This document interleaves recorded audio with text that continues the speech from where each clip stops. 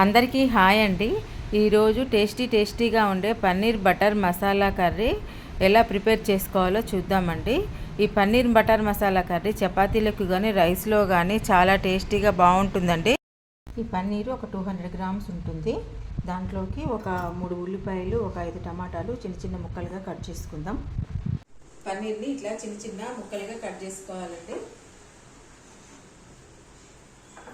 కొంచెం బటర్ వేసుకొని ఈ సన్నగా కట్ చేసుకున్న పన్నీర్ ముక్కలు దూర రంగులో వేయించుకోవాలి. కొంచెం గోల్డ్ కలర్ వచ్చేలాగా వేయించుకోవాలి.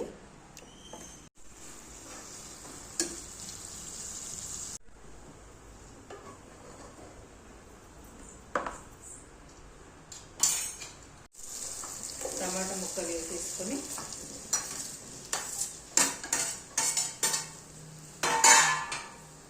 అలాగే కొంచెం కాజు కూడా వేసుకొని కొంచెం మగ్గనివ్వాలండి. ఇవి మగ్గనిచ్చిన తర్వాత మనం మిక్సీ పట్టుకోవాలి, పేస్ట్ చేసుకోవాలి. చూడండి, ఇలా మెత్తగా మగ్గిపోయినాయండి ఇవి. ఇప్పుడు వీటిని మనం మిక్సీలో వేసుకొని మెత్తగా పేస్ట్ చేసుకోవాలి. కొంచెం బటరు, కొంచెం ఆయిల్ వేసుకొని కొంచెం మసాలా దినుసులు వేసుకొని మనం ఇందాక మిక్సీ పట్టుకున్న పేస్ట్ని ఇందులో వేసుకోవాలి. మిక్సీ జార్లో కొంచెం వాటర్ వేసుకొని మన వాటర్ కూడా ఇందులో కలుపుకోవాలి. ఇందులో ఒక 1/2 స్పూన్ పసుపు,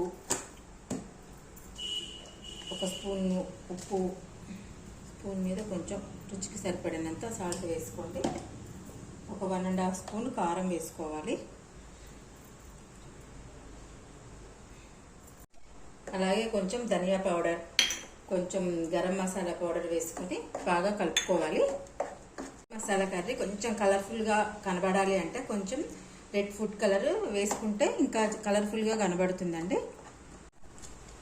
ఇది కొంచెం ఒగరుగా ఉంటుందండి. ఆ ఒగరు పోవటానికి కొంచెం ఇలాచీ పొడి వేసుకుంటే ఇంకా చాలా టేస్టీగా ఉంటుంది.